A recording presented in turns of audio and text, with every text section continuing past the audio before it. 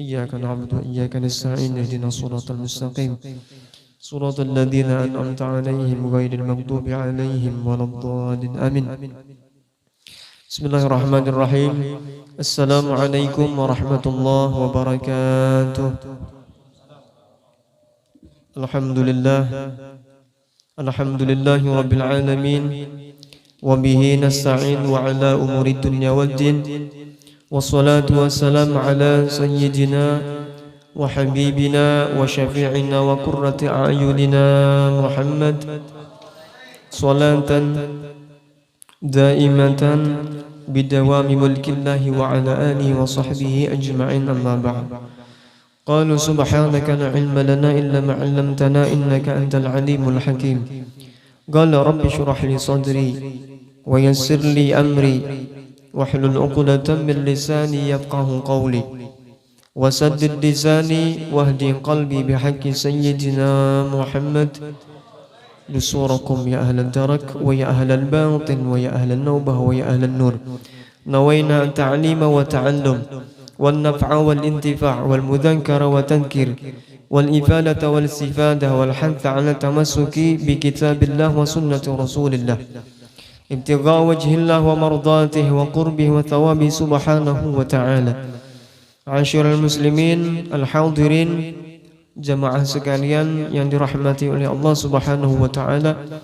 Alhamdulillah kita masih diberikan oleh Allah Subhanahu wa taala kesempatan untuk berbuat sedikit kebaikan, yaitu digiring oleh Allah Subhanahu wa taala hati kita diberi hidayah dan taufiknya sehingga mendapatkan pertolongan sampai ke tempat ini dalam rangka belajar dan mengajar ilmu di majelis kita tercinta ini, Nurul Busyra.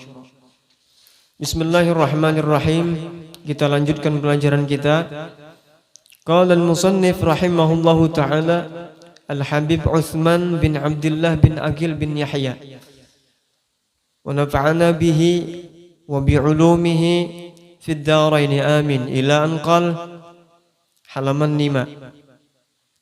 Bermula yang wajib bagi Tuhan Jalla wa Azza, yaitu Maha Agung, Maha Tinggi, dengan tafsil ini, yaitu dengan perincian ini 20 sifat yang telah berdiri dalil akli dan dalil nakli atasnya.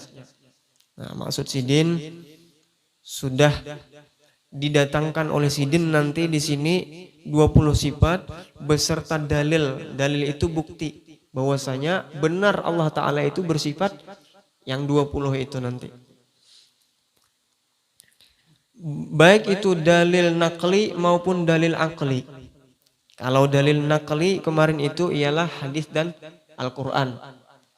Kalau dalil akli itu pikiran. Kita mau berpikir itu dalil akli namanya. Dan tersebut di bawah tiap-tiap satu sifat dengan maknanya beserta dalilnya.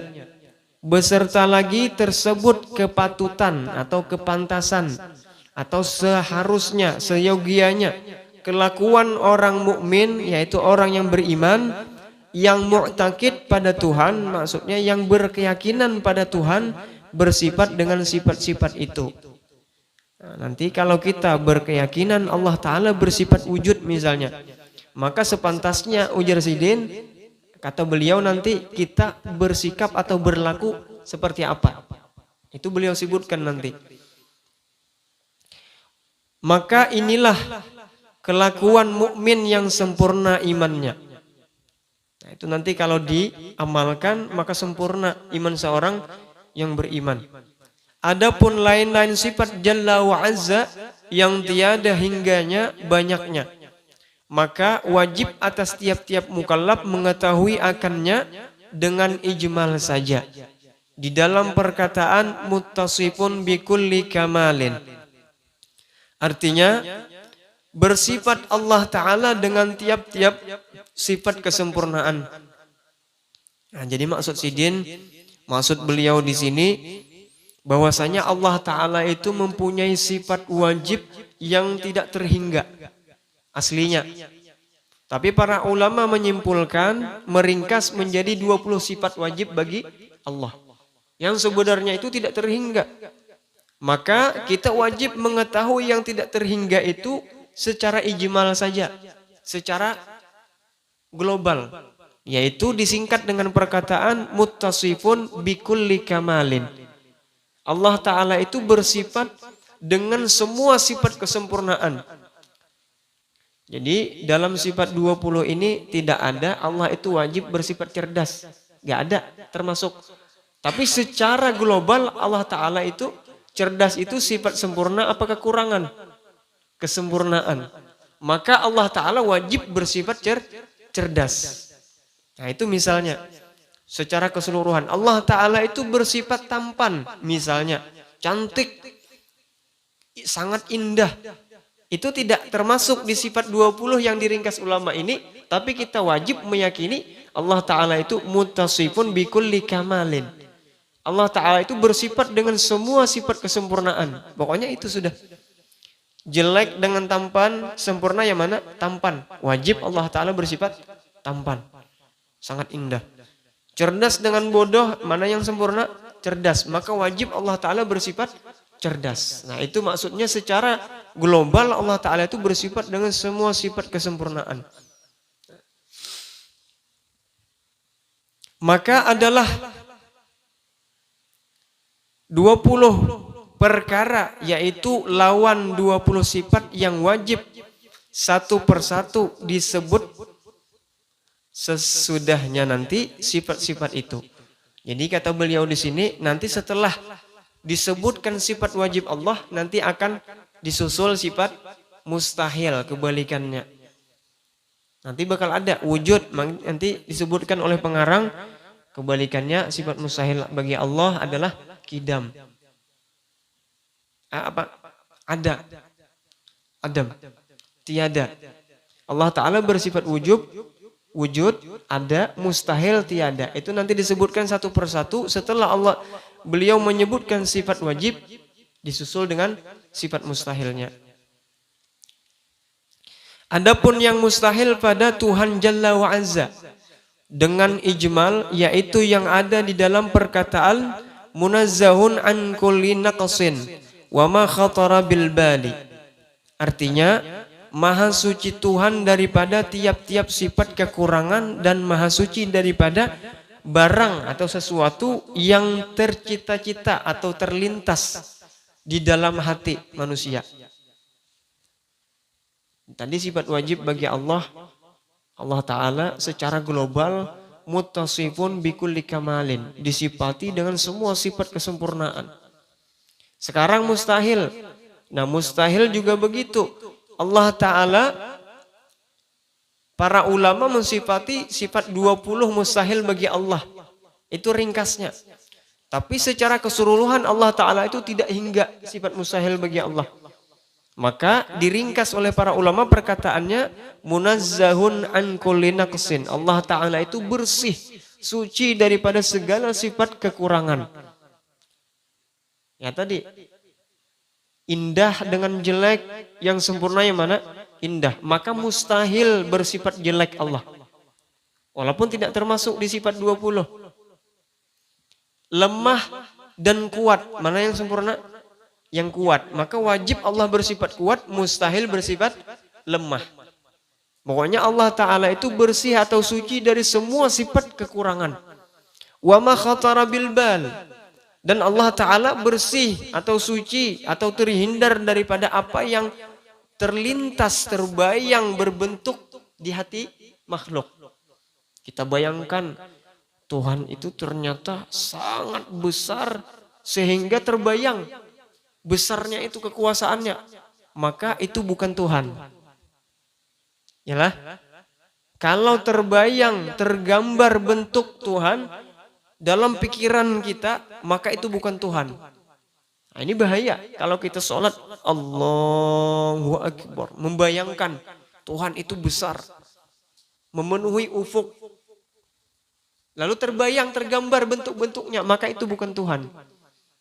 Allah Ta'ala itu munazzahun an kulli naqsin wa ma khatara bil bal. bersih daripada semua sifat kekurangan dan bersih daripada semua sifat yang terlintas terbayang di hati manusia bentuknya. Paham sampai di sini? Bermula, maka inilah 20 sifat Tuhan Jalla wa Azza. Nah, ini akan kita sebutkan, ini mulai masuk kita pada pembahasan ilmu hukum akli.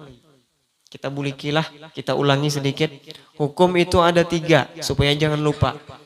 Yang pertama hukum akli. Yang kedua hukum syar'i. Yang ketiga hukum adi. Nah, yang membuat hukum akli itu adalah akal, mau berpikir. Akal seseorang sempurna dan mau berpikir. Timbul hukum akli. Hukum syar'i dibuat siapa? Dibuat oleh Allah Subhanahu wa taala, dibebankan kepada mukallaf. Mukallaf orang berakal dan balik Islam. Hukum adi dibuat oleh kebiasaan. Yang membahas hukum akli apa? Ilmu apa namanya? Ilmu tauhid atau ilmu kalam atau ilmu ma'rifah. Ya, ini kitabnya yang akan kita bahas adalah ilmu hukum akli. Kalau hukum syar'i yang membahas ilmu apa? Ilmu fikih. Dari misalnya membadil fikih, belajar dari bawah. Belajar kitab takrib, belajar kitab Safinatun Najah, belajar kitab Risalatul Jami'ah, belajar kitab di atasnya takrib, Fathul Qarib, di atasnya lagi I'anatul Talibin, di atasnya lagi ada Muhadzab, 4 mazhab, atau belajar Majmu' sekalian. Nah, itu fikih yang membahas tentang syariat, hukum syar'i itu dibahas oleh ilmu fikih. Pahamlah? Supaya jangan lupa dicatat. Kalau hukum adi yang membahas siapa? Kebiasaan kita. Hari ini kita lapar, makan, kenyang. Besok lapar, makan lagi, kenyang. Nah, itu hukum adi yang membahas itu ya kebiasaan kita. Paham sampai di sini? Lalu kita masuk pada sifat wajib Allah Ta'ala yang pertama. Allah Ta'ala wajib bersifat wujud. Artinya ada. Maka mustahil Allah Ta'ala tiada. Berarti di sini lengkap. Sifat wajib adalah ada. Sifat mustahil tiada. Dalil. Nah, ini dalilnya. Ini namanya dalil naqli. Dalilnya firman Allah Ta'ala, Allahul ladzi khalaqas samawati wal arda wa ma bainahuma. Artinya Allah Ta'ala jua yang menjadikan 7 lapis langit dan 7 lapis bumi. Dan barang atau sesuatu yang ada di antara keduanya, antara langit dan bumi, Allah Ta'ala yang menciptakan. Ini dalil naqli, Quran.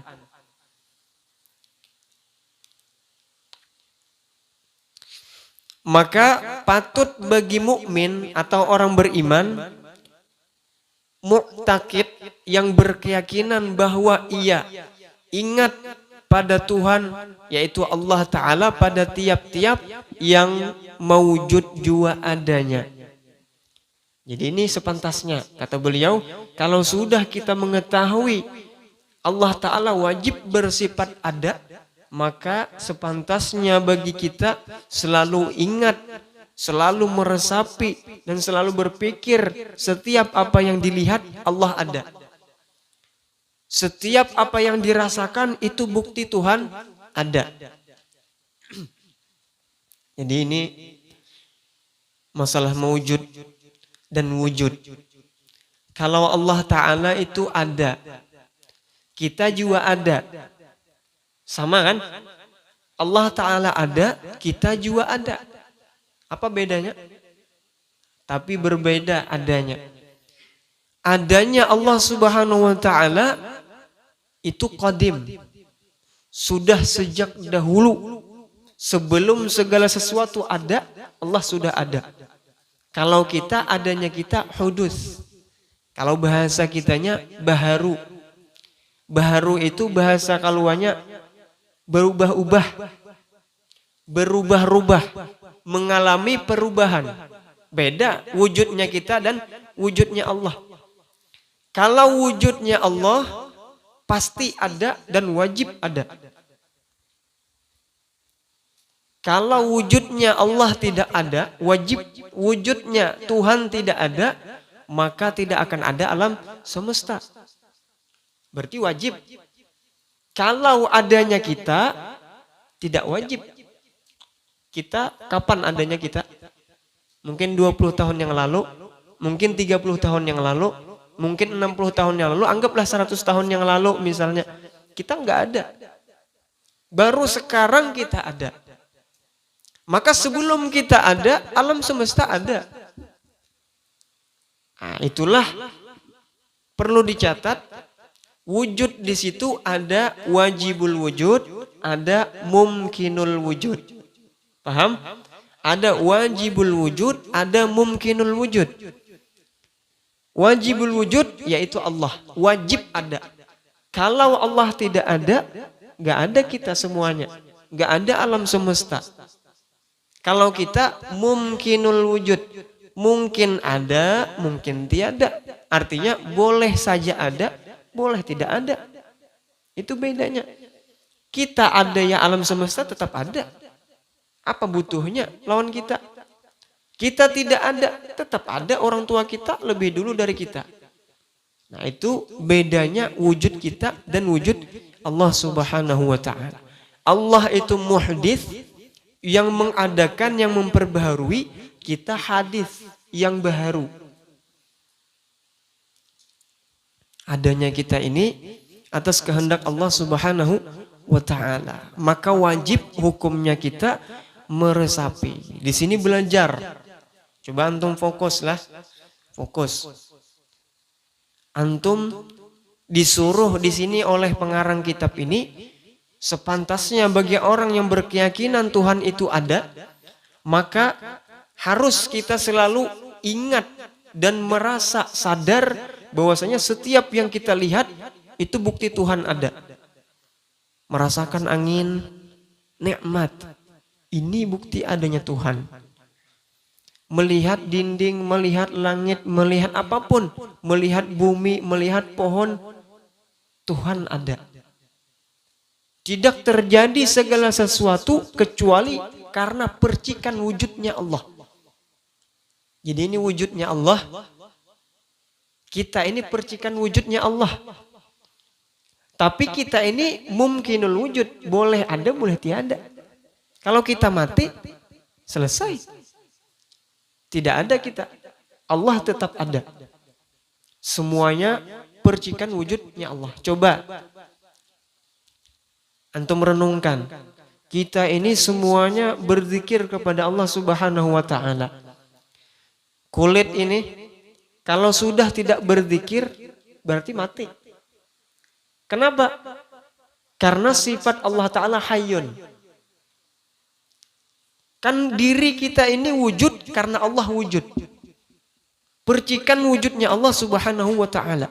Maka kapan kulit ini hidup, maka dia berzikir kepada Allah dengan sifat hayyunnya Allah. Berzikir dengan sendirinya. Kalau ini berhenti berzikir berarti mati. Paham? Darah kita yang mengalir ini berzikir kepada Allah. Berzikir kepada Allah. Kalau dia berhenti berzikir berarti mati. Karena nggak ada sifat hayyunnya Allah di situ. Nah, ini ilmu tauhid, ilmu ma'rifatullah penting. Antum merenungkan. Pohon itu kalau dia tidak berzikir kepada Allah mati. Mati berarti nggak ada sifat hidupnya Allah di situ. Di sini bisa dipahami. Tapi zikir itu ada dua, jangan salah. Nanti terjebak antum ke zikirnya iblis. Hati-hati. Nah, ini sangat dalam pembahasannya. Hati-hati salah paham lah. Zikir itu ada dua. Ada zikir ittirari, ada zikir ikhtiyari. Catat. Ada zikir ittirari, pakai dot, pakai ta. Ittirari, ada zikir ikhtiyari. Kalau zikir ittirari itu paksaan. Itu paksaan. mau tidak mau berzikir. Tubuh kita ini, nafas kita ini selama dia hidup, maka dia zikir berarti kepada Allah dengan sifat hayyunnya Allah, dengan sifat hidupnya Allah. Kulit kita kalau dia masih hidup dia berzikir, kalau dia sudah tidak berzikir mati. Itu itirari, mau tidak mau tubuh kita ini berzikir. Itu itirari. Tapi zikir itirari ini tidak bisa sampai kepada Allah. Karena ini bukan zikir suluk namanya. Jadi kita harus zikir itu zikir suluk. Nah, yang kedua zikir ikhtiari atau zikir pilihan. Inilah yang disebut dengan zikir suluk. Menempuh jalan menuju Allah dengan usaha. Maka harus dengan usaha mulut bergerak. La ilaha illallah. Tidak ada Tuhan kecuali Allah. Itu zikir ikhtiari, pilihan. Maka dengan zikir ikhtiari itu bisa berjalan dianggap suluk atau salik orang yang berjalan ilallah menuju Allah Subhanahu wa taala. Kalau zikir ikhtiari, paksaan tadi tidak akan usul ilallah, tidak akan sampai kepada Allah karena paksaan. Paham di sini? Jadi kalau ada orang berkata, seluruh tubuhku ini sudah berzikir. Loh, kenapa harus berzikir? Kenapa harus sholat? Kenapa harus puasa? Kenapa harus melakukan syariat? Nah, ini jawabannya. Zikir tubuh kita ini zikir ittirari, paksaan, dan itu bukan suluk. Bukan sesuatu usaha yang bisa sampai kepada Allah Subhanahu wa taala. Di sini paham? Kemudian ikhtiari. Ikhtiari adalah zikir suluk. Zikir, makanya ada thariqah. Itu ikhtiari, zikir ikhtiari. Ada thariqah Naqsabandiyah, ada thariqah Samaniyah, thariqah Qadiriyah. Banyak thariqah Alawiyah. Itu cara zikirnya gimana? Ada yang 1000 kali sehari, ada yang setiap napas, ada yang bagaimana cara-cara mereka. Itu thariqah artinya suluk. Tata cara menuju Allah Subhanahu wa taala dengan zikir. Zikir itu enggak harus la ilaha illallah. Meliputi sholawat, wirid-wirid yang kita baca habis sholat. Ini pengajian ini juga zikir wirid kita untuk sampai kepada Allah Subhanahu wa taala. Ini wirid kita, usaha kita, artinya suluk kita menuju kepada Allah Subhanahu wa taala. Di sini dapat ditangkaplah. Paham? Nah, kemudian ikhtiari, masih membahas zikir ikhtiari. Zikir ikhtiari kalau dalam kitab Kifayatul Atqiya, di situ dikatakan berzikir itu harus fokus. Tata caranya antum perhatikanlah. Cara suluk yang ringan, yang ringkas. Harus membaca kalimat la ilaha illallah. Ketika kalimat la, antum menoleh ke kanan. Nah, ini pentinglah tata cara. La. Menafikan segala sesuatu tidak ada Tuhan. La ilaha. Haknya di tengah. La ilaha illallah. Ilnya di hati. Illallah. Antum tekan di hati. Itu ikhtiari. Antum tidak akan sampai kepada Allah kecuali dengan zikir ikhtiari ini. Nah, zikir itu ada tingkatannya. Jangan mengaku sudah sampai sebelum kita menjalani, menapaki langkah suluknya tadi. Dalam Kifayatul Atqiya dikatakan, kalau kita mau zikir la ilaha illallah dulu kalimatnya. Antum lakukan berbulan-bulan. Antum melakukan bahkan bertahun-tahun sampai antum merasa pantas. Bukan kita yang merasa pantas, tapi diri sendiri yang membawa. Sampai mulut ini tidak bisa diam kecuali mengata la ilaha illallah. Mulut diam, hati masih bergerak mengata la ilaha illallah. Sampai tidak bisa ditahan, sampai kerinduan meluap, baru meningkat tingkatan zikir itu setelah bertahun-tahun. Nah, tapi syaratnya yaitu sepanjang sambil jualan la ilaha illallah, la ilaha illallah, la ilaha illallah, la ilaha. Sambil begawi, sambil bekerja la ilaha illallah, illallah, la ilaha illallah. Itu suluk yang benar. Sepanjang hari, sepanjang bulan gitu, sampai terbiasa dan nggak bisa diam ini hatinya dari mengata la ilaha illallah. Baru meningkat. Saking orang tadi kerinduannya tidak bisa ditahan, lalu meningkat ke kalimat Allah, Allah, Allah, Allah, Allah, Allah, Allah, Allah, Allah, Allah. Apapun Allah, Allah. Yang dia lihat Allah, yang dirasakan Allah. Dipejamkan mata, apa yang dilihat gelap itu Allah itu. Buka mata, Allah lagi. Gak ada selain Allah di dunia ini. Apa? Coba buktikan ada selain Allah. Gak ada. Ini yang duduk ini Allah. Percikan wujudnya Allah. Yang diduduki siapa? Allah semuanya. Karena Allah Ta'ala wujud, wujudlah lantai ini. Merasakan ini yang diduduki Allah.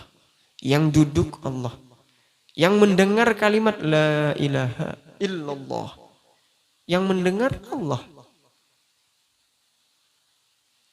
Yang didengar siapa? Suara Allah. Gak ada suara itu kalau gak ada Allah. Mesra di situ antara diri.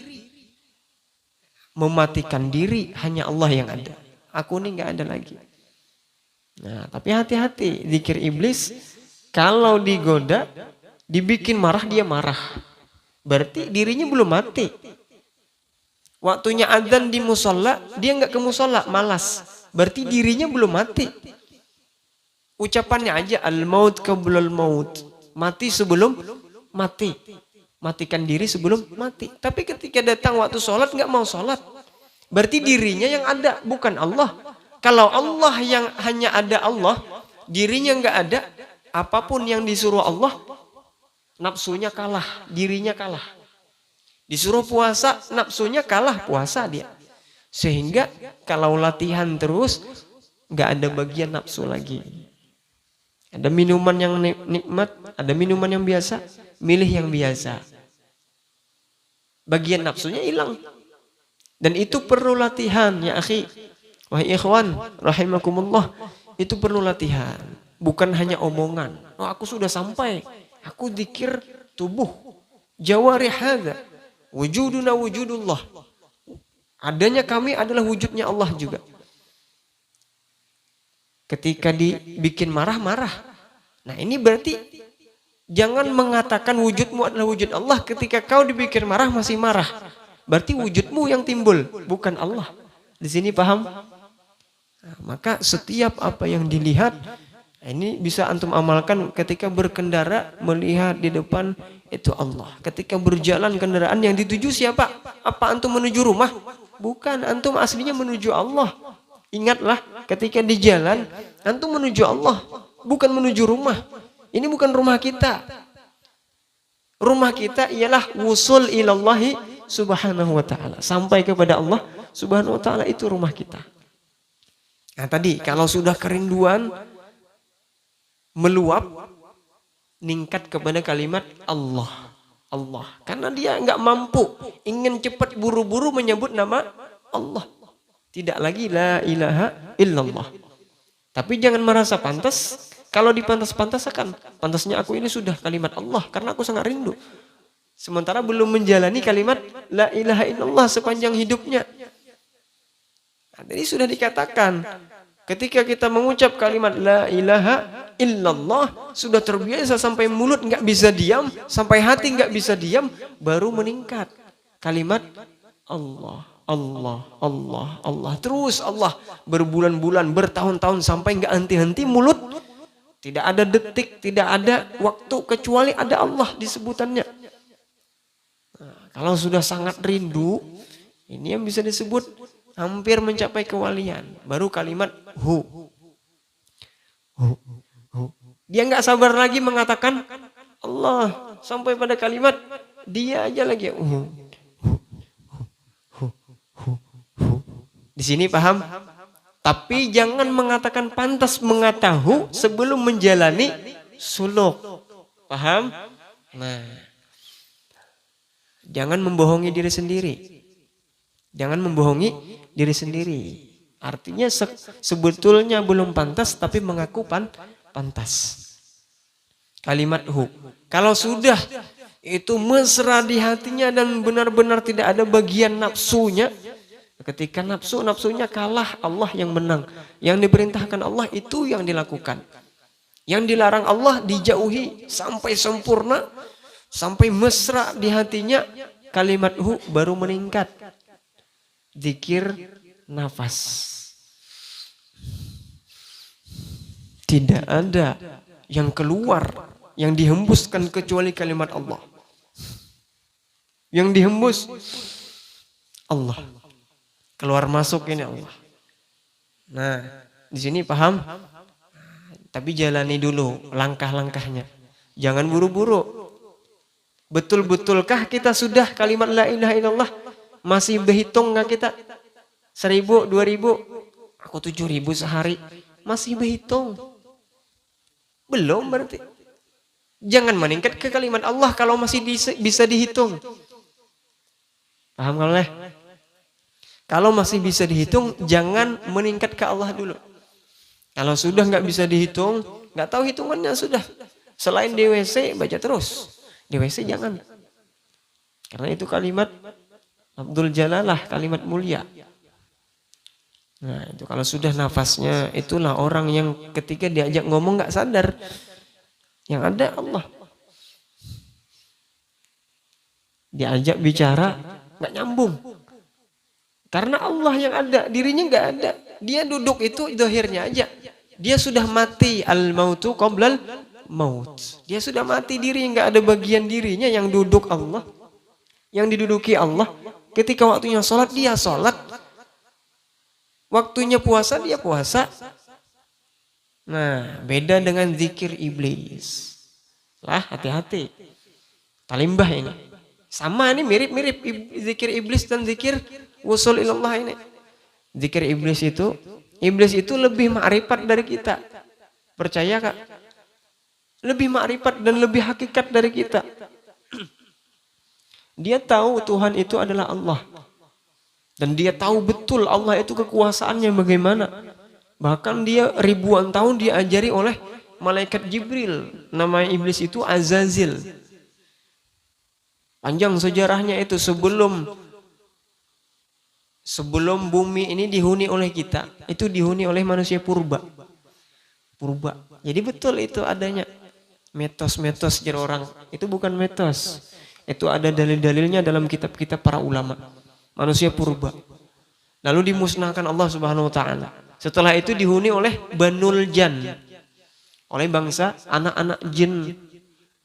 Banul Jan namanya kalau dalam tafsir Jalalain. Banul Jan.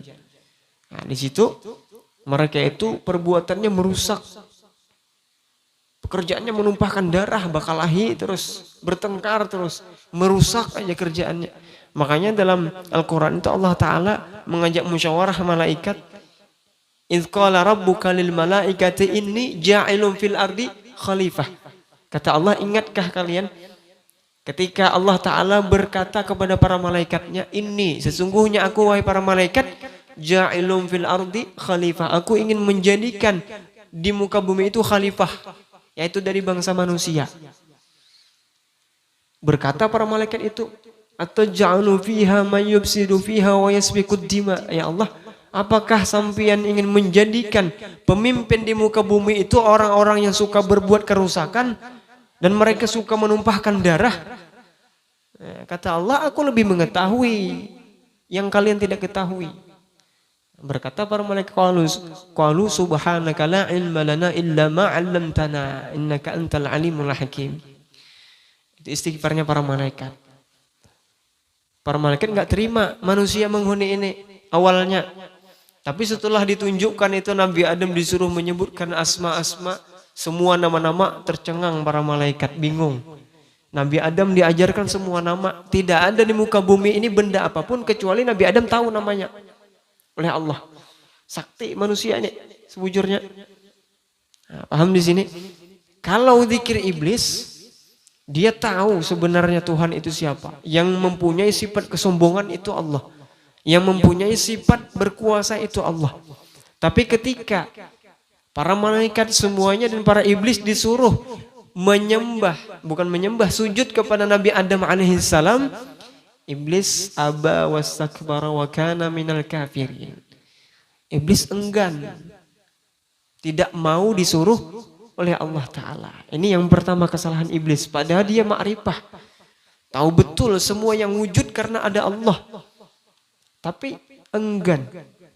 Makanya wusul kepada Allah itu jalan yang paling cepat adalah ittiba, ikut kepada Nabi sallallahu alaihi wasallam. Ikut Nabi salat. Kata Rasulullah, "Shallu kama raaitumuni usalli."